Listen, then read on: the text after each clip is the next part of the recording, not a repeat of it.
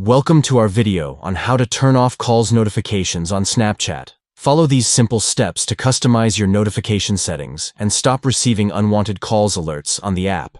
Let's get started. First, open the Snapchat app on your Android device. Tap on your profile picture at the top left corner of the screen. This will take you to your profile page. Next, tap on the gear icon located in the top right corner of the screen. This will open up the settings menu where you can customize various options. Now, tap on the notification tab to access the notification settings. Here, you will find different notification options that you can adjust to your preference. Scroll down to find the ring option under the calls notifications section. Simply tap on it to disable the ring notifications for incoming calls on Snapchat. That's it. You have successfully turned off calls notifications on Snapchat. Now you can enjoy using the app without being interrupted by unwanted call alerts.